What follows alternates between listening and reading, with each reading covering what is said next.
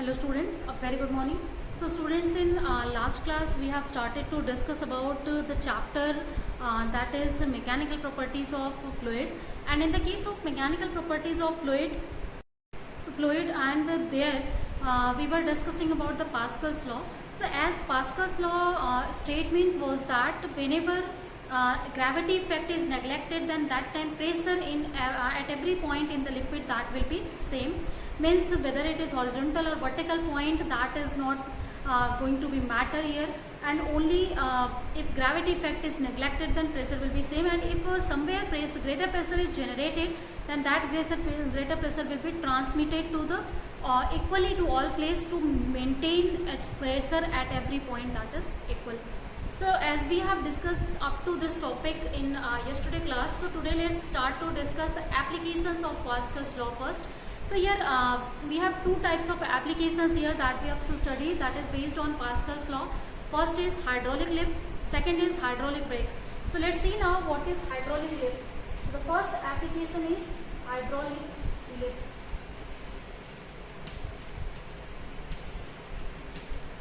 So hydraulic lift is what this is used, you can say it is used to lift the heavy loads.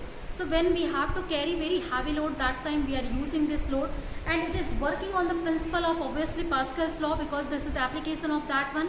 So a simple hydraulic lift, if you will see that I am going to make here, that's shown in figure. So for that one case, we have chamber in this way.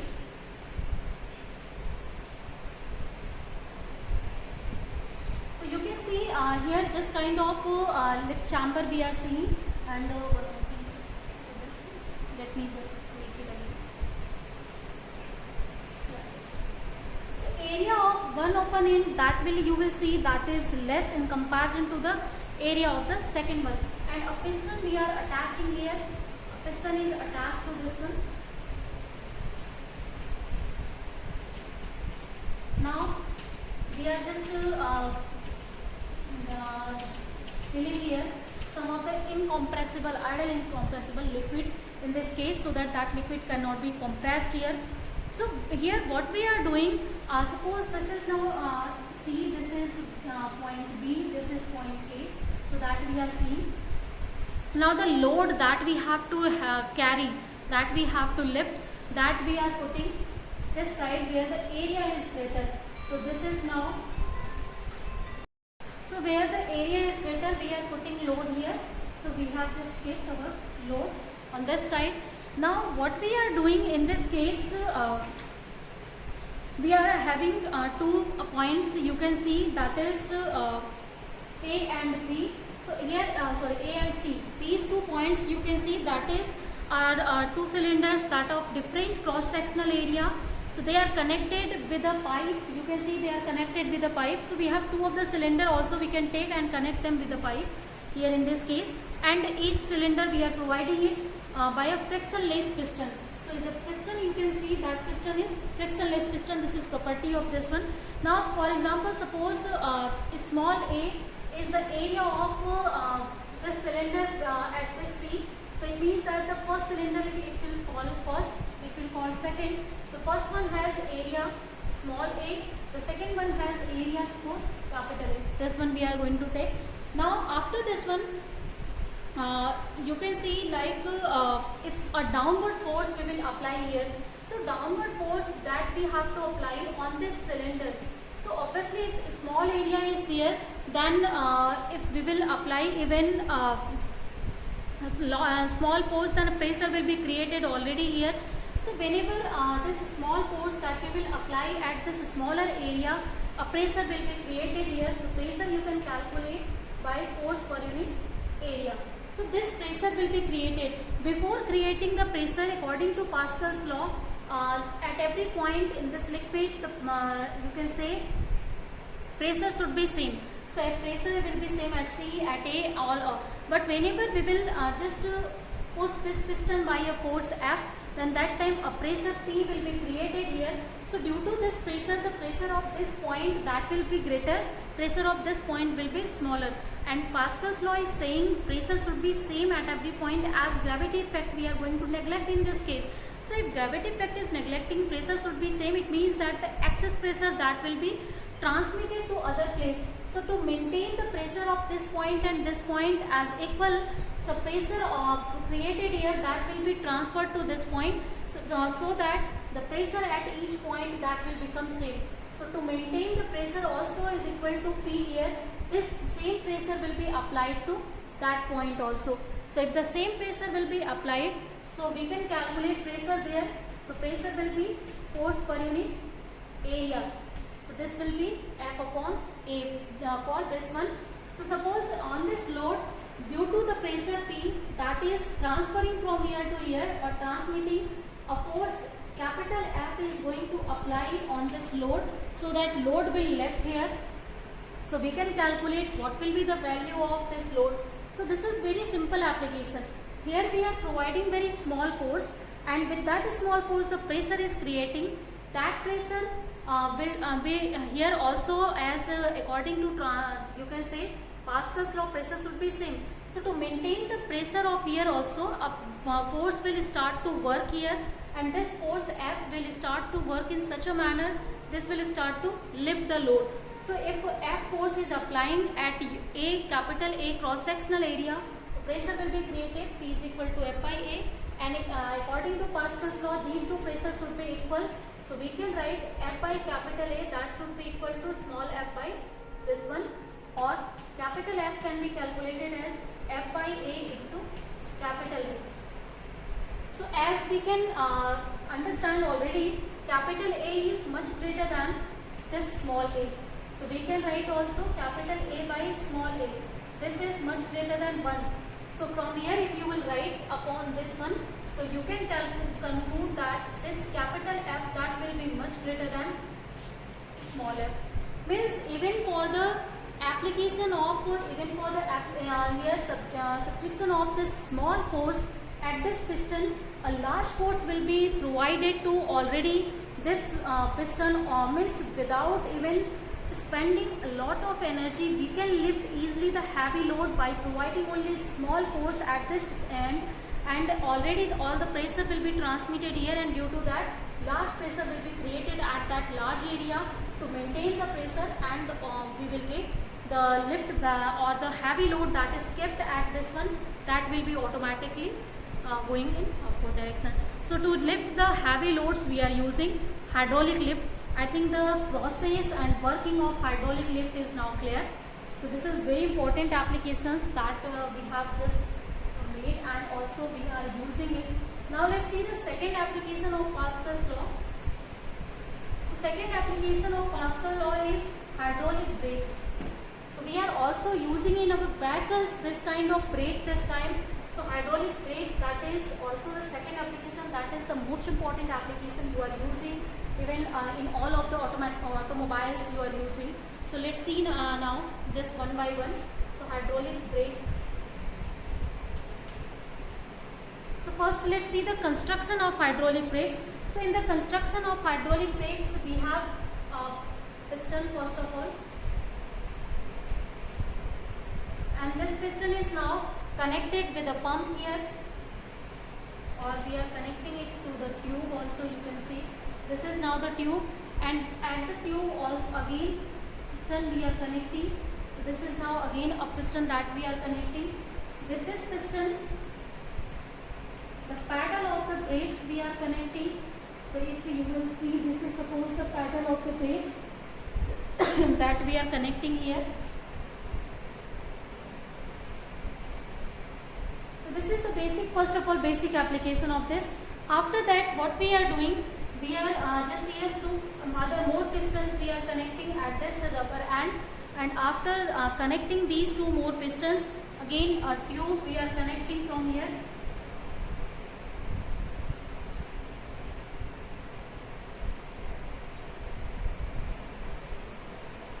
So this kind of tube we have. Now in this tube you can find out this kind of shape of this. Again, this whole of the piston is now covered in such a way. So this is now, you can see the application of, first of all, the construction of hydraulic brake. Later I will tell you how can we understand it. First let me make it.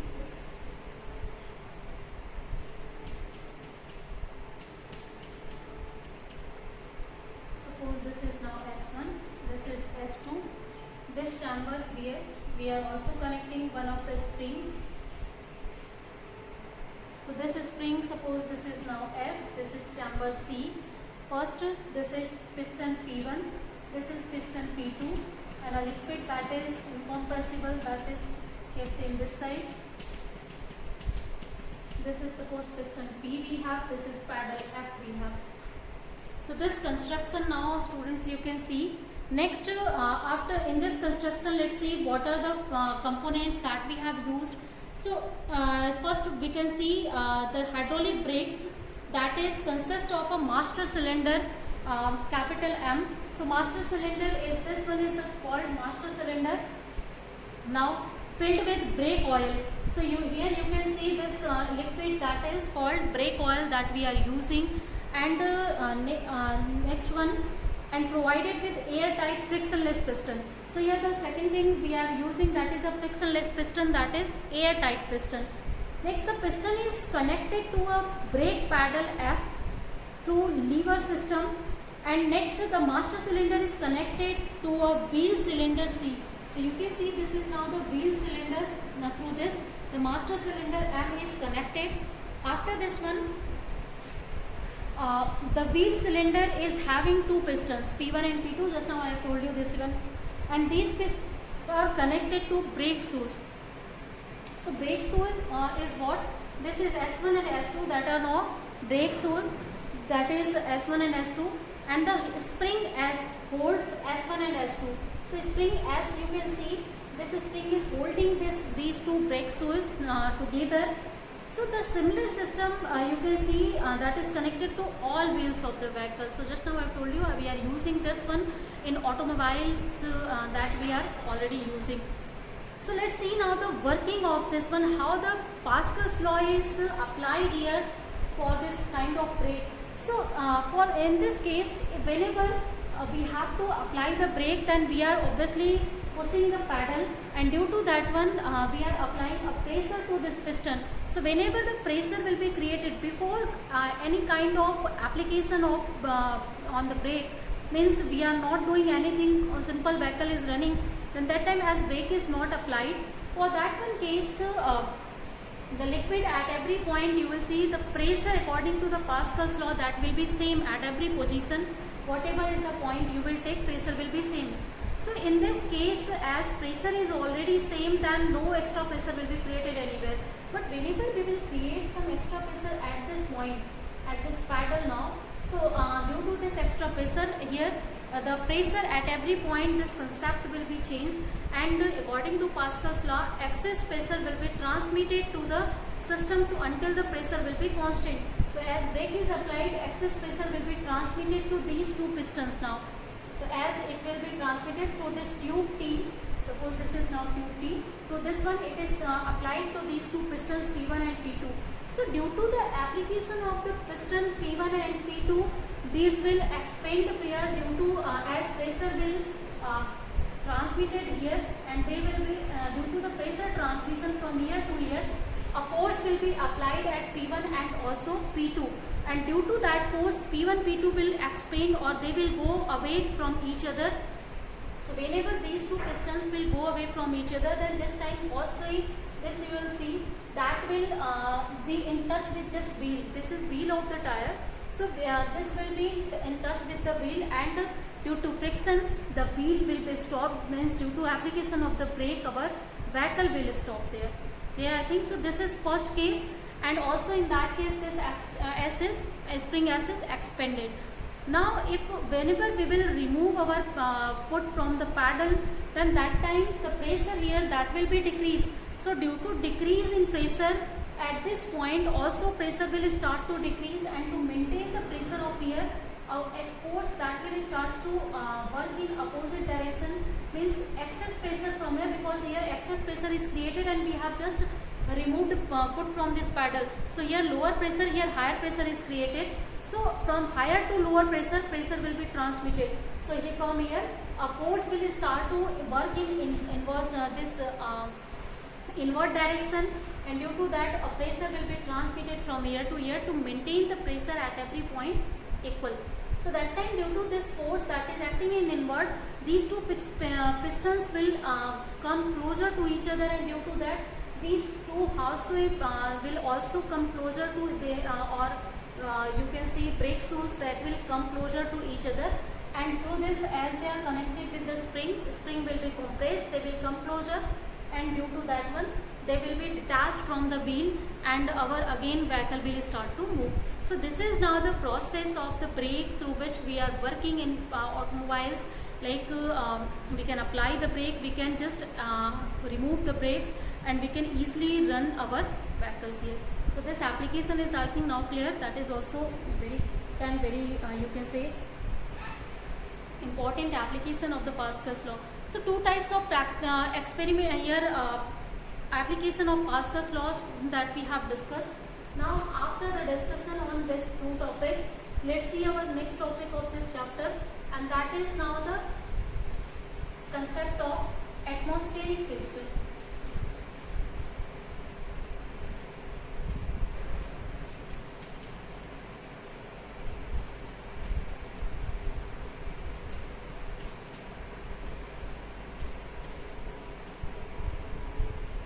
So atmospheric pressure, now let's see this one. So obviously you know that the gases envelope surrounding the earth is known as Earth's atmosphere. So what we are saying, atmosphere, first word. So atmosphere is simple, the gases envelope through that is surrounded our earth, that is known as its atmosphere. Now you can see the earth atmosphere that is extended up to a height of many kilometers above the earth's surface of the earth. And the earth's surface mainly contains, as you know, nitrogen, oxygen, along with some little proportion of carbon dioxide, water vapor, argon, hydrocarbons, sulfur compounds, etc. So the density of atmospheric air, you will see that goes on decreasing gradually when we will go up. So as there is decrease in density whenever we are going in upward direction. So if you will see, the atmospheric pressure at any point is equal to the weight of the vertical column of air of unit cross-sectional area extending from the point of to the top of the earth's surface. So if you will see the top point of earth atmosphere, and using that top point and the bottom point on the surface of the earth, you will create a cylinder. So suppose this is our earth, suppose, and this is now the end top point of the atmosphere. This up to only this point atmosphere is existing. After this, no atmosphere is existing. Suppose this is point A, and on the surface this is point B. So using this one, if we will create a imaginary cylinder also here. So the weight of this imaginary cylinder per unit area on the earth, that is known as atmospheric pressure. So as we know, pressure is what? This is force per unit area. So force that will be applied due to this air column.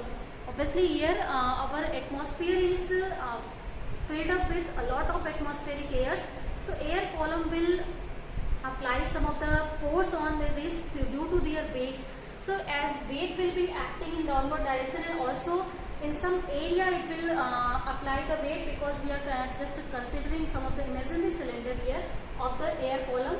So in unit area, whatever the weight is applied, that is called atmospheric pressure. So that definition is, I think, now clear. So here from the point of the surface of earth, the height of air column, obviously that is very high. So therefore the atmospheric pressure, you will see, that is maximum at the surface of the earth and goes on decreasing as we will move up into the earth's atmosphere. As you know, whenever we will come to the depth, then that time pressure start to increase. As you know, gauge pressure we have discussed. Suppose at this point pressure is P, at this point pressure is P dash. So obviously this P dash will be what? So P dash is equal to P plus, P is equal to P plus here H rho C. So you can calculate using the gauge pressure, that is now means like here I will again write P dash is equal to simple P plus H rho C. H is what?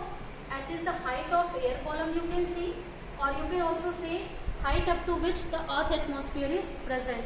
Rho is what? Rho is density of the gases.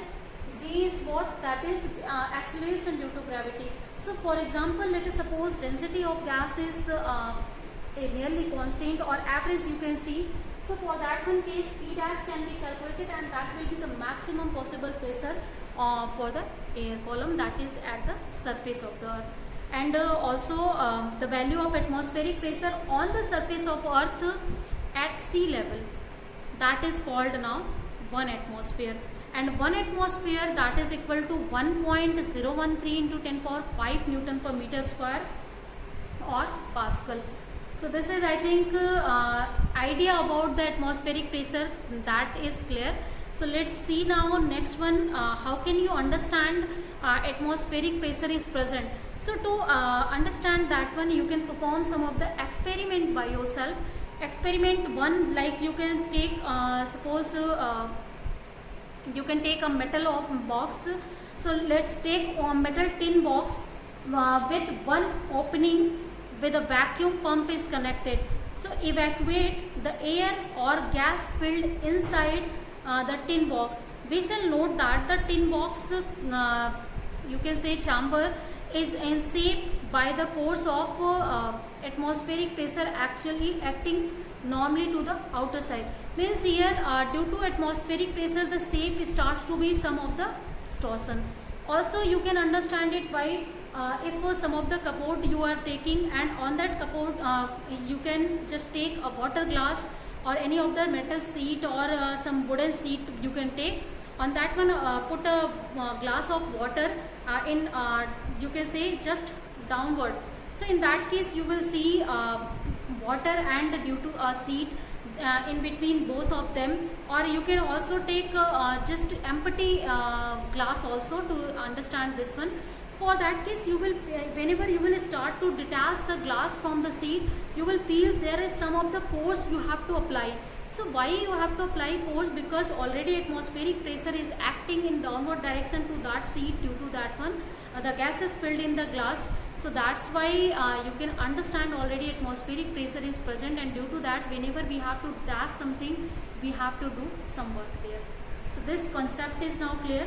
Now let's see the next experiment that is done by the Torricelli to calculate the value of atmospheric pressure. So our next topic here, in the case of atmospheric pressure, one experiment we will see, and that experiment name is Torricelli experiment. Torricelli experiment.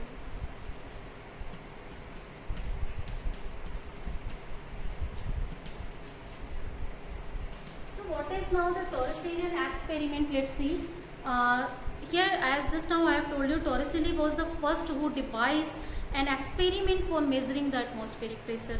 So that's why this experiment is very important for your basic knowledge.